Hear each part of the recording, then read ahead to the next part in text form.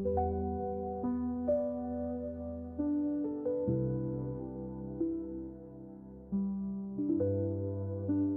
everyone, welcome back to Soul Circuit. If you've ever felt like your emotions take the steering wheel and drive you somewhere you never intended to go, you're definitely not alone. Today, we're diving into something that affects every single one of us. How to control your emotions.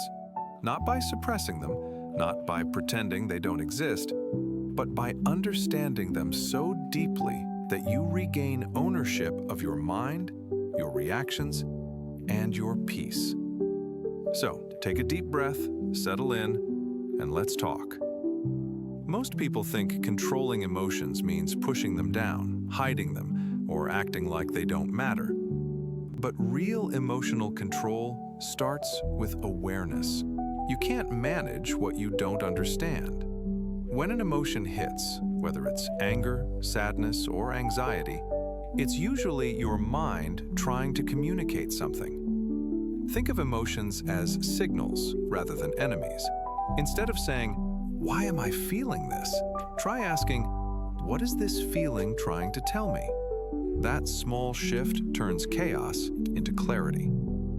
One of the most powerful skills you can develop is the pause. Just a few seconds before reacting can save you from hours of regret. When you feel an emotional surge, pause and breathe. Count to 4 as you inhale, hold for 2, and exhale for 6. This isn't just a relaxation technique. It helps your brain shift from the emotional center to the rational center. That tiny moment gives you the space to choose your response instead of being controlled by your automatic reactions. Every emotion comes with a story, even if it's hidden. Sometimes anger is really fear. Sometimes sadness is disappointment in disguise. When you feel overwhelmed, ask yourself, what story am I telling myself right now? Maybe it's, I'm not good enough, or I'm losing control, or people don't respect me. When you identify the story, you can question it. And once you question it, it loses its power. You begin to see that emotions aren't just storms. They're messages that can guide you toward growth. When emotions run wild, your mind usually jumps to the past or races into the future. But calm lives in the present moment. Try grounding yourself with simple mindfulness techniques. Notice 5 things you can see, 4 things you can touch, 3 things you can hear, 2 things you can smell, and 1 thing you can taste. It may sound simple, but it pulls your mind out of the emotional spiral and back into reality, where you're safe, where you're capable, and where you're in control. Many people beat themselves up for being too emotional, but judgment only adds guilt to what you're already feeling. Instead, practice reflection. After the emotion passes, ask yourself, what triggered me? Why did it affect me so much? How did I respond? And how would I like to respond next time? This is where emotional intelligence grows. Every reflection becomes a lesson. Every lesson builds self-awareness.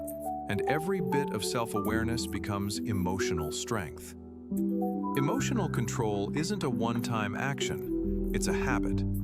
Try journaling for 5 minutes a day, meditating each morning, or setting reminders to breathe deeply throughout the day.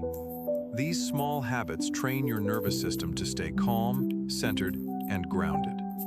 Over time, you'll notice that what once triggered you now barely moves you. That's not because life changed, but because you did. Remember, controlling your emotions doesn't mean being emotionless. It means creating enough inner space to respond instead of react, to choose instead of explode, and to guide your life with intention rather than impulse. If this message resonated with you, make sure to like the video, subscribe to the channel, and share your biggest takeaway in the comments. And if you're on a journey toward personal growth, mindfulness, and emotional strength, you're exactly where you need to be. Take care, stay grounded, and I'll see you in the next one.